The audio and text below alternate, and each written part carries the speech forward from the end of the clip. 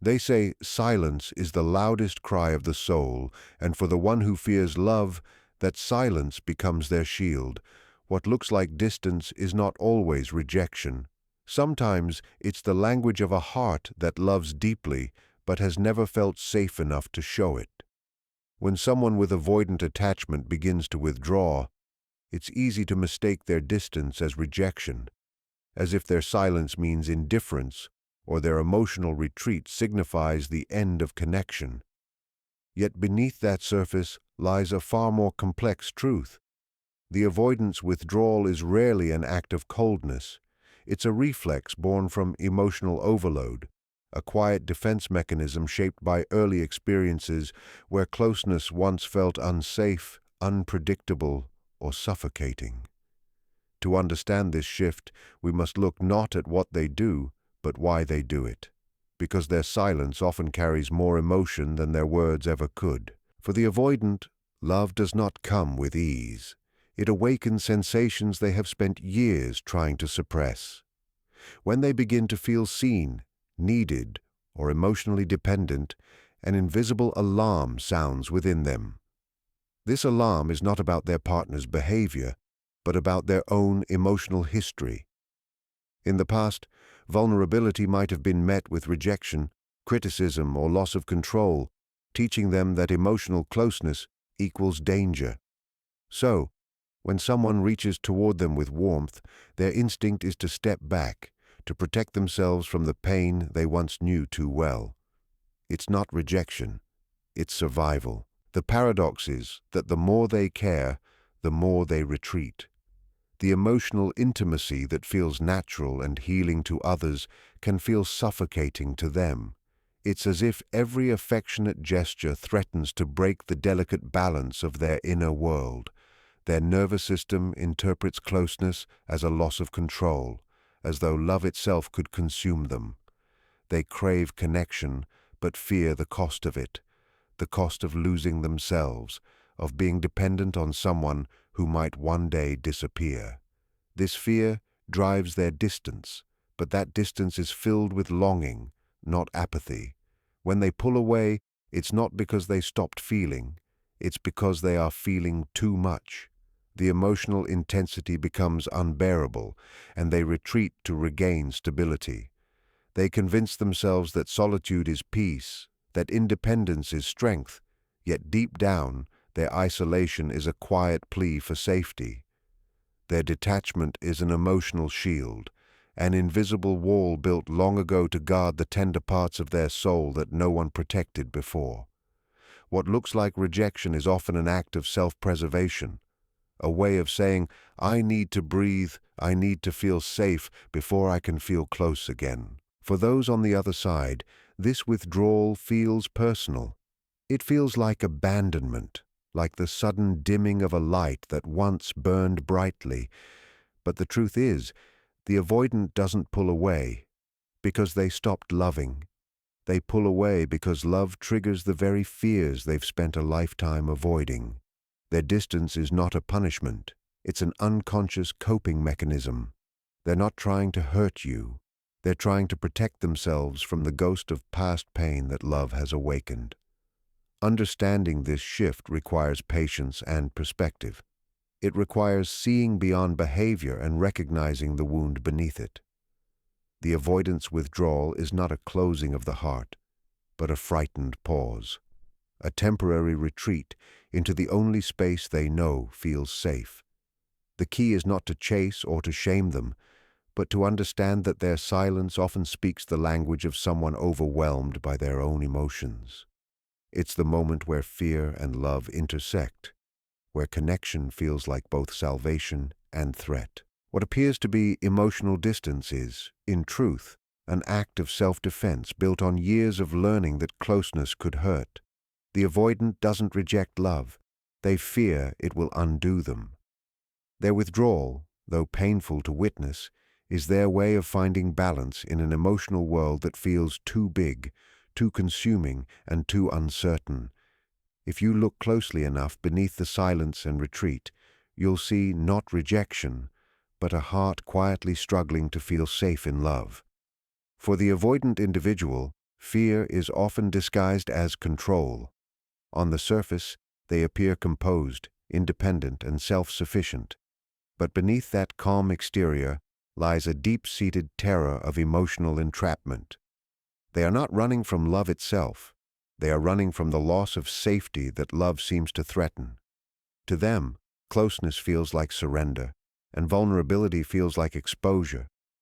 Their need to maintain control is not born from arrogance or indifference. It's born from fear. Fear that being open will lead to rejection, that relying on someone will end in disappointment, and that being seen too deeply will reveal the parts of themselves they once learned to hide. When love begins to form genuine closeness, the avoidant mind translates it as danger. It's as though every tender gesture, every expression of affection is a reminder of how easily things could go wrong. To maintain control over their inner world, they create distance, physical, emotional, or mental. They might stop communicating, downplay their feelings, or focus on logic over emotion. These behaviors are not acts of cruelty. They are self-defense mechanisms. The avoidant fears the chaos of emotional dependence. They worry that if they let someone too close, they will lose their autonomy, their identity, or their peace. Control becomes their form of comfort, the only way to feel safe within a relationship that feels unpredictable. This control often manifests subtly. The avoidant partner might withdraw into work, hobbies, or solitude. They might insist that they don't need anyone or claim that emotions complicate things. They frame independence as strength, not realizing that it's actually their armor. Deep down, they crave connection like anyone else, but they believe that connection comes with a price. The price, in their mind, is freedom. Their fear tells them that love will consume them, that closeness will suffocate, and that to be loved means to lose themselves. This creates a painful paradox. They want to be loved, yet they resist the very thing they long for. What others interpret as emotional coldness is actually the avoidant's effort to stay safe. They are trying to manage their internal world by keeping the external one at a distance. The more unpredictable or emotional a situation becomes, the more their instinct to control grows stronger. When they can't control another's emotions, they control their own by shutting down. When they can't control closeness, they control distance. Every withdrawal, every silent moment is a way to restore the feeling of stability that emotions threaten to take away. It's a pattern built long ago, often in childhood, where they learned that depending on others brought pain, inconsistency, or rejection. So they learned the only lesson that made sense: rely on yourself, and you'll never be hurt. To the avoidant, control feels like safety, but it is a fragile safety built on fear. Their desire to manage emotions becomes a cage that limits the very intimacy they secretly crave. They don't realize that in trying to protect themselves from emotional chaos, they create it. Their fear of being hurt leads them to act in ways that hurt others, and their fear of rejection often pushes away the love that could heal them. They are trapped in a loop. Closeness triggers fear. Fear triggers distance, and distance reinforces the belief that closeness is unsafe. At its core, the avoidance control is not a rejection of love, but a misguided attempt to preserve it in a way that doesn't hurt. They want to love without losing themselves, to connect without feeling overwhelmed, to feel safe without building walls. But fear clouds this desire, turning affection into a threat and vulnerability into risk. To understand the avoidant is to see that control is not power, it's protection. Their restraint, their emotional management, and their distance all arise from one truth: love touches the very place where they once felt powerless. Control is their way of ensuring they never feel that powerless again. The language of silence is one of the most misunderstood expressions of love when it comes to those with avoidant attachment. Their silence is rarely empty. It is filled with meaning, emotion, and conflict that words can't easily convey. For the avoidant individual, speaking about their feelings can feel unsafe, even dangerous.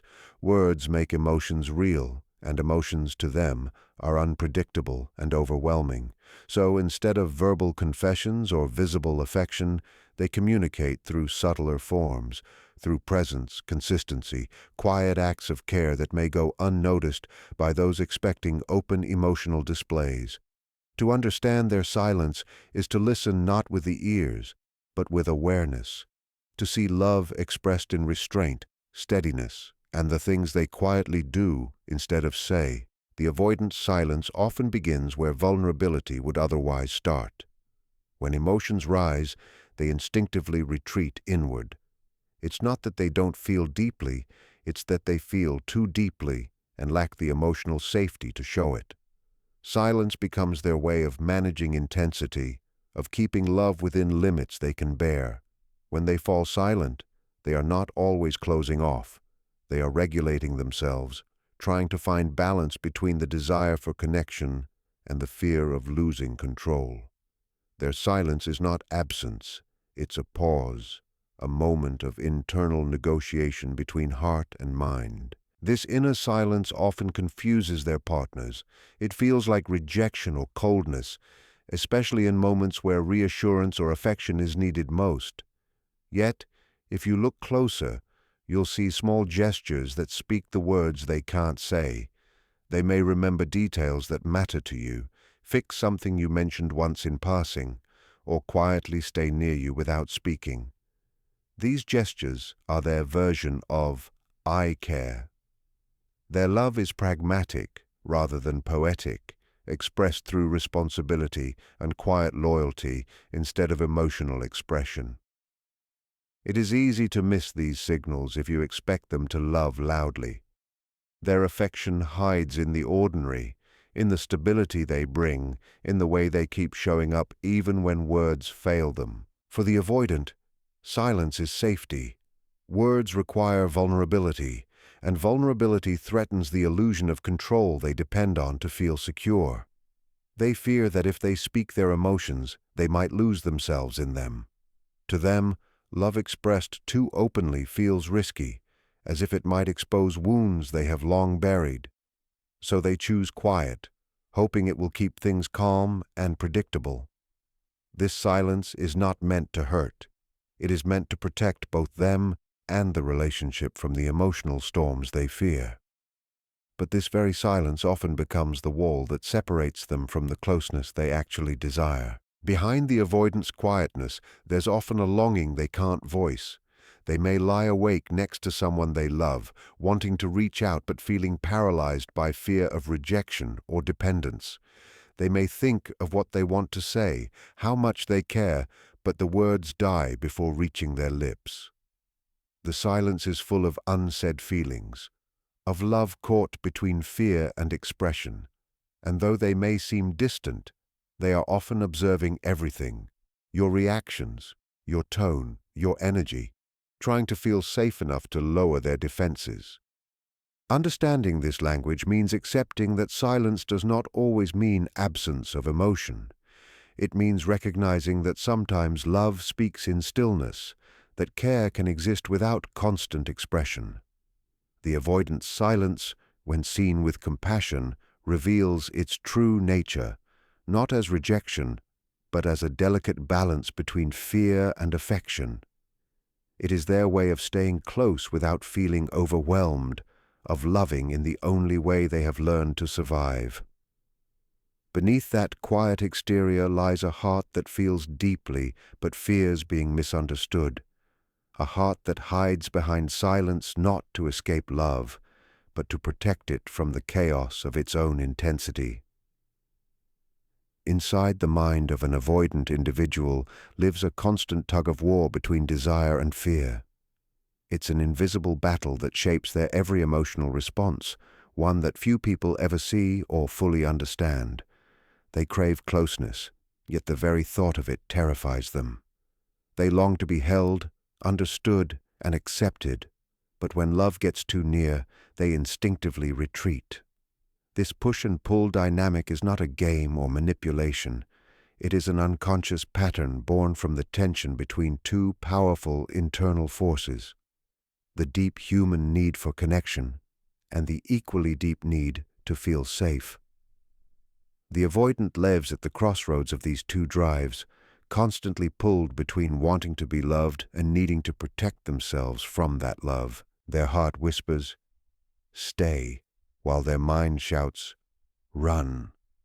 This internal conflict creates confusion not only for those who love them, but for the avoidant themselves. When they feel seen or emotionally exposed, a wave of discomfort rises within them. It's not that they don't want love. It's that love threatens to reopen old wounds they've spent years trying to forget. To them, closeness feels like vulnerability, and vulnerability feels like danger. So even as they crave affection, their instincts urge them to build distance, to step back before they lose control. This is the tragic paradox of the avoidant heart. It yearns for intimacy, yet feels safest without it. The fear at the core of this conflict runs deep. It often stems from early experiences where love was inconsistent, conditional, or emotionally overwhelming. In such an environment, they learned that affection could vanish, that dependence could hurt, and that being emotionally open could lead to pain. So they built walls instead of bridges, replacing the comfort of closeness with the safety of solitude. Every time they sense emotional intensity, those old defenses react automatically. Their body tightens, their thoughts race, and their instinct is to retreat. They might rationalize their distance by saying they need space, time, or independence, but underneath these reasons lies fear, the fear of being consumed, rejected, or hurt all over again. Yet even in their withdrawal, desire remains. They still long for someone who will see past their defenses, who won't mistake their silence for indifference. The conflict between desire and fear is exhausting for them. They want to trust, but trust feels like surrender. They want to open up, but openness feels like exposure. This inner war is not something they control consciously. It's a pattern wired into their nervous system. When they do start to care deeply for someone, the intensity of those feelings activates their deepest insecurities. The same love that could heal them also feels like the greatest threat to their emotional survival. This battle often leaves both partners confused. The avoidant may appear warm and connected one moment, distant and cold the next. Their inconsistency isn't manipulation. It's the manifestation of their inner turmoil. They are constantly moving between approach and avoidance, affection and withdrawal, longing and self-protection. It's not that they don't want love, they just don't yet know how to stay in it without feeling like they are losing themselves. Their autonomy is their anchor. They fear that emotional dependence will pull them into chaos. Understanding this internal struggle is key to compassion.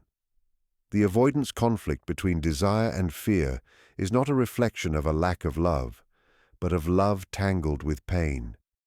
Their distance is not proof of disinterest. It is the expression of a heart trying to feel safe in a world that once taught it that safety and love could not coexist. Within every avoidant lies that quiet duality, a heart that longs to connect and a mind that insists on protecting it. They live in the tension between reaching out and holding back, between what they feel and what they fear, between the warmth of love and the memory of hurt. It is this silent war that defines them, not out of choice, but out of the deep instinct to survive both love and loss. When the avoidant individual begins to withdraw, the instinct for many is to walk away, to interpret that distance as rejection, detachment, or disinterest. Yet this is often the very moment they need understanding the most. Their withdrawal is not a sign that love has died, but a signal that they feel unsafe, overwhelmed, or emotionally flooded.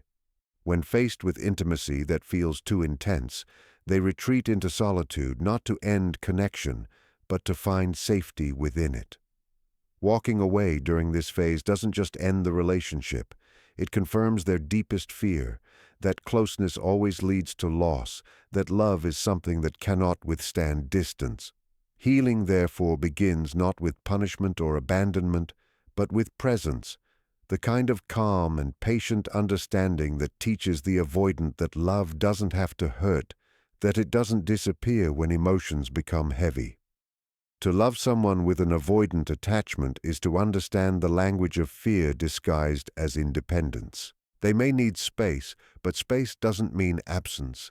It means they are trying to self-regulate, to calm the storm of emotions inside them before they can safely return to connection. Their version of love often requires more patience than most people are used to giving. It's not about chasing them or forcing closeness. It's about holding steady when they waver.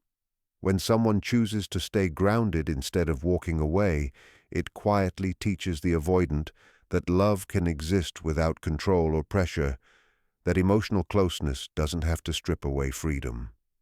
This creates a subtle but powerful shift inside them, one that slowly redefines what safety in love means. When they feel understood instead of abandoned, their nervous system begins to relax. The walls they built to protect themselves start to soften. They begin to associate closeness not with chaos, but with calm. This is the foundation of healing, the realization that love doesn't have to demand or overwhelm. But when a partner reacts to their withdrawal with anger, silence, or rejection, it reinforces the old belief that intimacy always ends in pain. It becomes proof to them that pulling away was the right choice. They return to their emotional shell, telling themselves that solitude is safer. That's why the moment of their distance is not the time to walk away. It's the time to stay present, even in silence. This doesn't mean tolerating neglect or emotional unavailability. It means understanding timing, knowing that their withdrawal isn't about lack of love, but about fear of being engulfed. When you respond with steadiness instead of panic, you model a new kind of love, one that is not conditional on constant closeness. This allows the avoidant to feel safe enough to come forward at their own pace. Love, for them, is a gradual process of unlearning the idea that distance equals safety and that vulnerability equals loss. When they begin to see that your presence doesn't threaten them, they start to open in small but meaningful ways. Healing an avoidant attachment style requires both people to redefine what love looks like. For the avoidant, it's learning that they can be close without losing themselves. For their partner, it's learning that love can exist even in moments of silence and separation. When you choose understanding over reaction, you interrupt the cycle of fear that keeps them running. You show them that love doesn't demand perfection or constant connection. It only asks for patience and truth. Walking away in their moment of fear may feel easier, but staying in emotional awareness is what transforms the bond. Love that endures through silence and distance teaches the avoidant heart that it's safe to stay, that love can coexist with independence, and that connection doesn't mean surrender. The shift they make toward love is fragile at first, but when met with understanding instead of abandonment, it becomes lasting. The avoidant does not heal through being chased or left alone. They heal through consistent compassion that whispers, "You're safe here," even when you need space. Avoidant attachment is not the absence of love. It is love shaped by fear, love that has learned to protect itself from the pain it once knew too well. The avoidant doesn't run because they don't care. They run because closeness feels like danger, because connection awakens memories of losing control, and because vulnerability feels like exposure to old wounds. Beneath every retreat lies a longing to be understood, not chased or condemned. True healing begins when love is met with compassion instead of punishment, when space is seen not as rejection, but as regulation, when patience replaces pressure. The moment we stop interpreting distance as indifference, we open the door to transformation. Love, in its truest form, is not about forcing closeness. It's about creating safety. When love becomes a place of calm rather than fear, even the most distant heart learns to return home.